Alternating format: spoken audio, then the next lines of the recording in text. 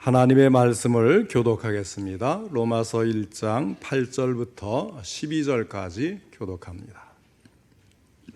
먼저 내가 예수 그리스도로 말미암아 너희 모든 사람에 관하여 내 하나님께 감사함은 너희 믿음이 온 세상에 전파됨이로다.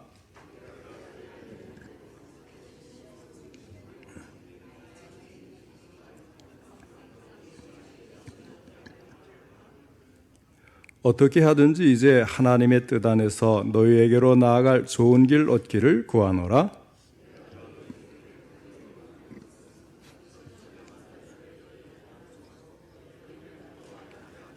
다 같이 읽겠습니다.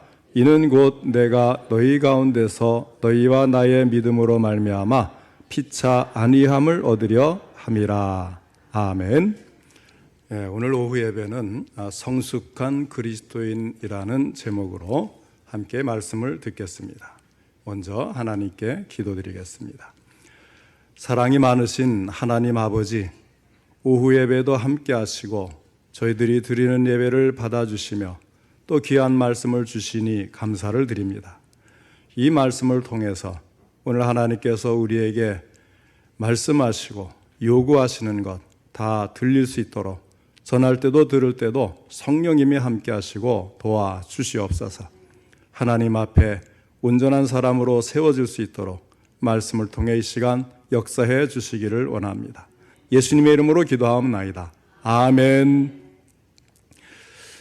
사도 바울은 앞서 로마서 1장 6절로 7절에서 하나님의 자녀된 우리들이 얼마나 소중한 신분인가를 세 가지로 가르쳐 주었습니다.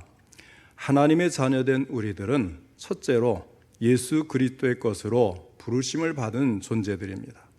둘째로는 우리는 하나님의 사랑하심을 입고 살아가는 존재들입니다. 그리고 세 번째는 우리는 성도, 거룩한 자로 부르심을 입은 자들이라고 하였습니다. 하나님은 우리들을 이와 같이 귀한 신분을 가진 자로 삼아 주셨지만 우리의 모습을 되돌아볼 때에 하나님의 자녀답게 살지 못할 때가 더 많은 것이 사실입니다. 그래서 오늘 본문 말씀을 통해서 하나님의 자녀다운 삶은 과연 어떠한 삶인지, 성숙한 그리스도인의 모습은 과연 어떠한지 사도 바울의 모습을 통해서 몇 가지를 살펴보고자 합니다. 첫째로 사도 바울은 감사하는 삶을 살았습니다. 본문 8절 말씀입니다. 먼저 내가 예수 그리스도로 말미암아 너희 모든 사람에 관하여 내 하나님께 감사함은 너희 믿음이 온 세상에 전파됨이로다 하였습니다.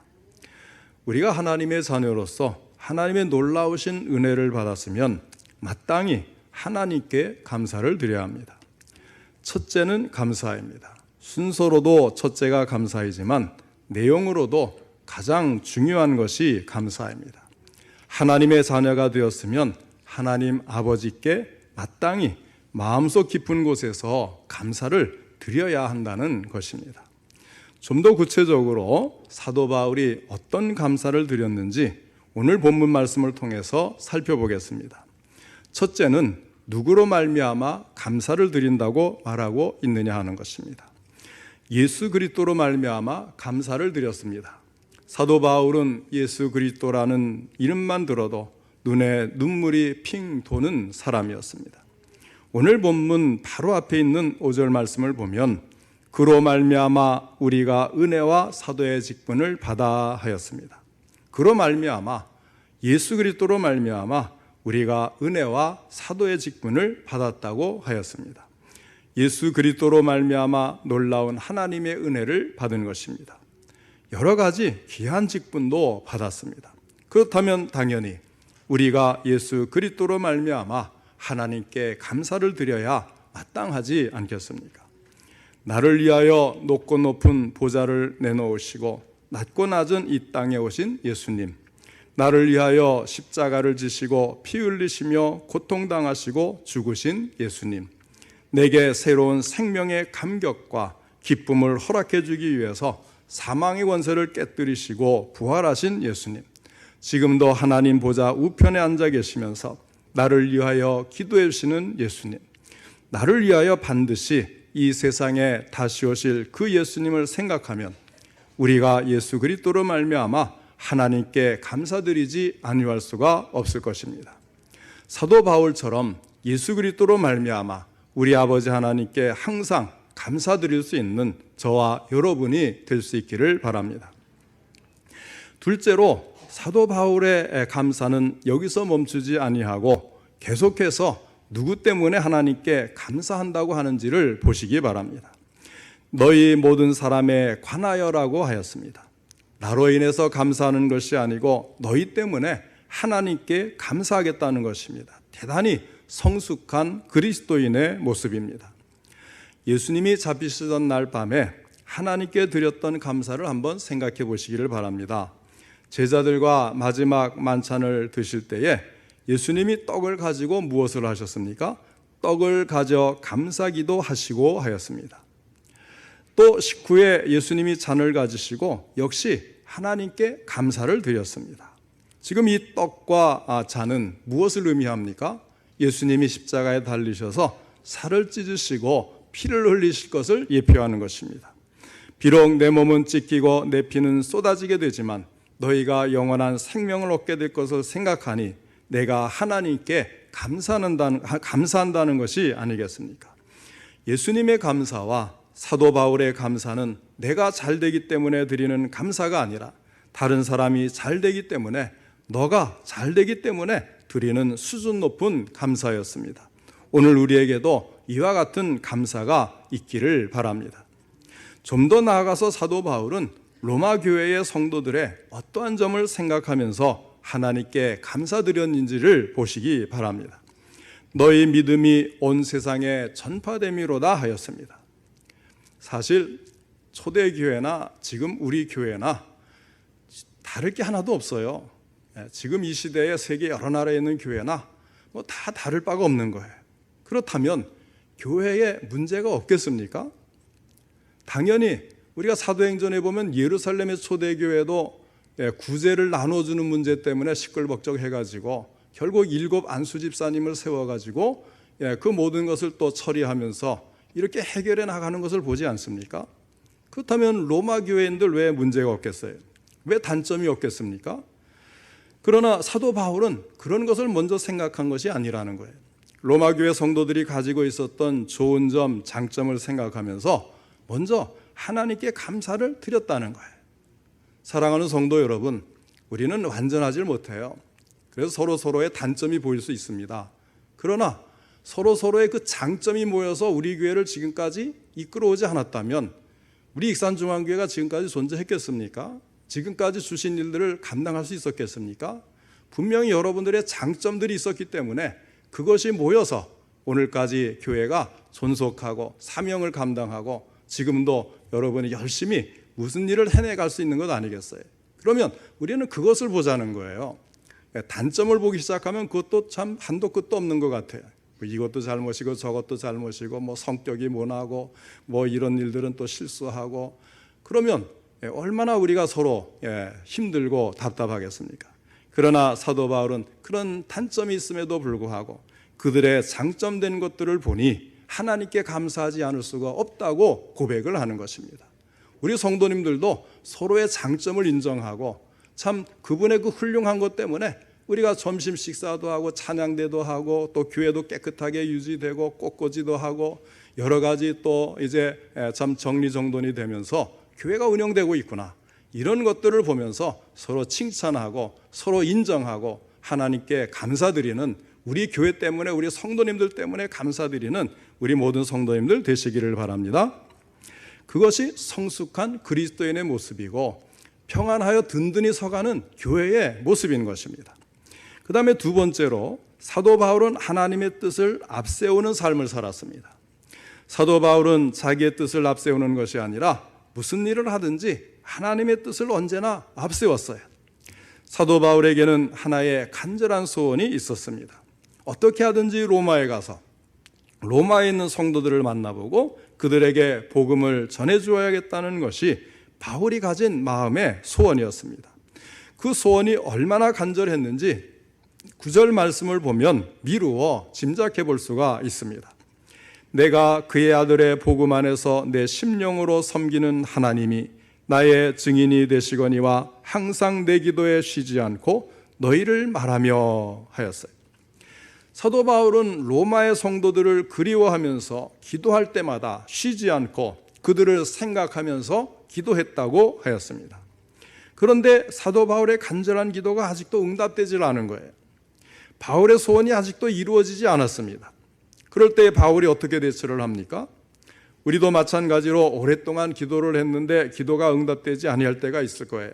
그럴 경우에 우리는 어떻게 대처를 해야 되는지 오늘 본문 10절이 답을 제시해주고 있습니다. 어떻게 하든지 이제 하나님의 뜻 안에서 너희에게로 나아갈 좋은 길 얻기를 구하노라. 로마에 가는 것이 사도 바울의 간절한 소원이었습니다. 바울의 뜻이었습니다. 그러나 사도 바울은 그것을 억지로 내 뜻대로 하려고 하지 않았습니다.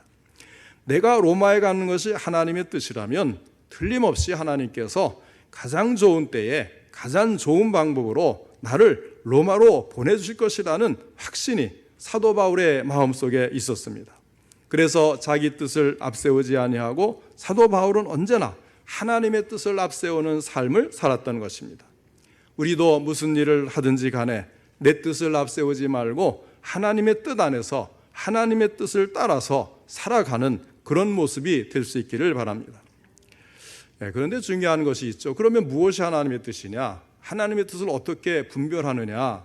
이런 문제가 주어질 수가 있을 것입니다. 대단히 중요한 문제죠. 무슨 일을 하고자 할 때 나를 향한 하나님의 뜻은 무엇인가? 그것을 아는 것이 참 중요하지 않겠어요? 영국의 유명한 고아의 아버지인 조지 밀러, 5만 번의 응답으로 유명한 기도의 사람이 아니겠습니까? 이 조지 밀러가 80이 넘은 고령이 되었을 때에 어느 교회에 초청을 받아서 강연을 하게 되었습니다. 거동이 불편하기 때문에 의자에 앉아서 지나간 날을 쭉 돌이켜보면서 그들에게 자기의 경험담을 이야기하였습니다. 조지 밀러가 일평생 길러낸 고아의 수는 자그마치 8,000명, 또 어떤 사람은 1만 명이라고도 하고요. 주일학교에서 가르쳤던 주일학교 학생 수는 10만 명이 넘었습니다.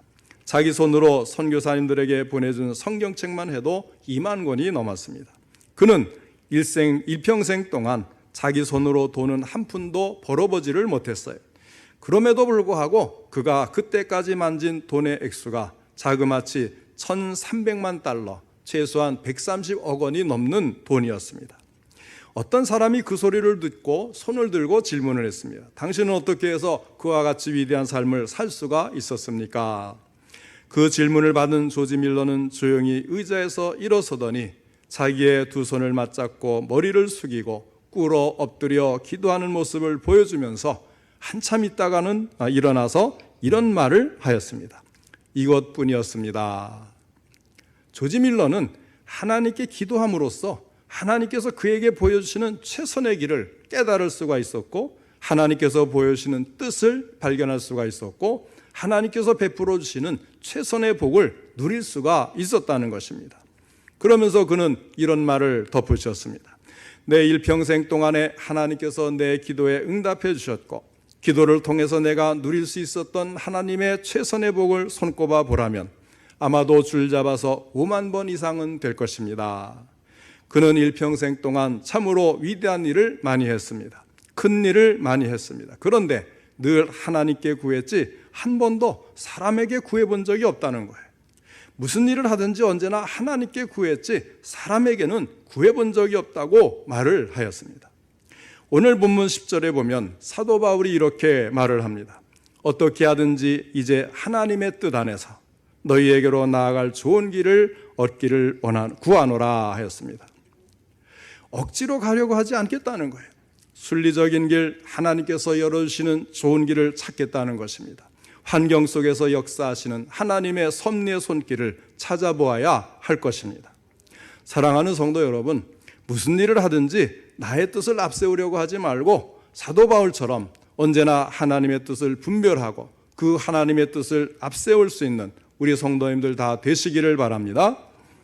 그 다음에 세 번째로 사도 바울은 겸손한 삶을 살았습니다. 겸손은 참 교회 안에서 중요한 거죠. 우리 예수님의 미덕이기도 하지만 예수님을 본받는 우리도 가장 추구해야 될 것입니다.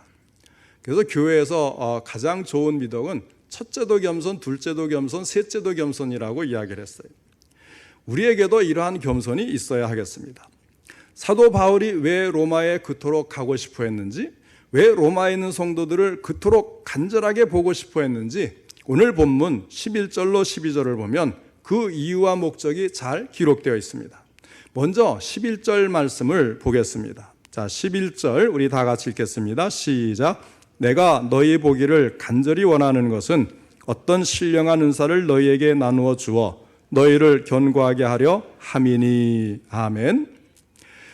사도 바울이 로마의 성도들을 심히 보기를 원하는 것은 무엇을 받고자 하는 게 아니었어요. 받아오고자 하는 것이 아니었다는 겁니다.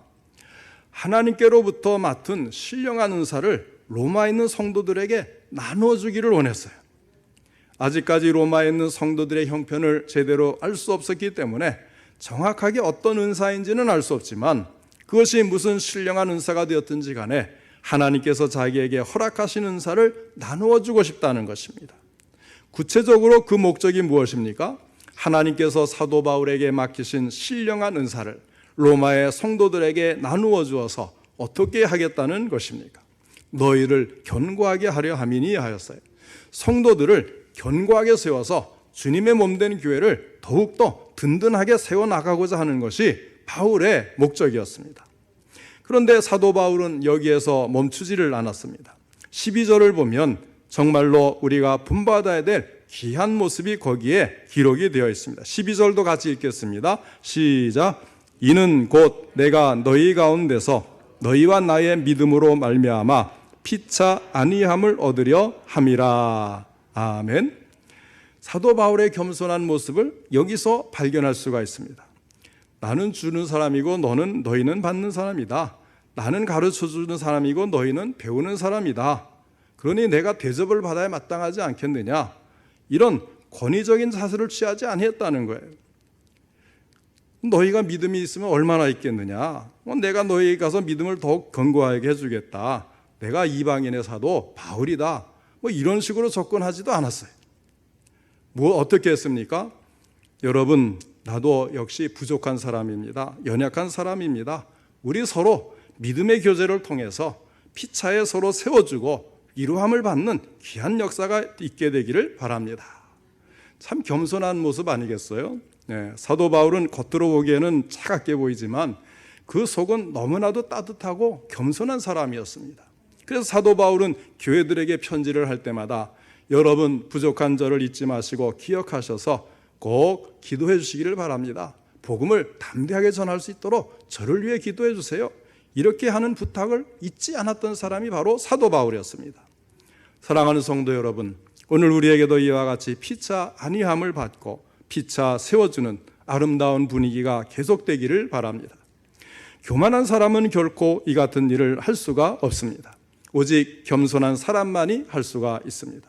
우리 모두가 겸손한 심정으로 하나님께서 우리 각자에게 맡겨주신 그 귀한 은사를 서로 나누어주고 협력하며 서로 견고하게 해주고 믿음의 교제를 통해서 서로 위로를 받고 안위함을 받는 귀한 역사가 우리 교회에 날마다 나타나기를 원합니다. 우리는 오늘 본문의 말씀에 나오는 사도 바울을 통해서 성숙한 그리스도인의 모습에 대해서 감사와 하나님의 뜻과 겸손이라는 세 가지로 나누어서 생각을 해보았습니다.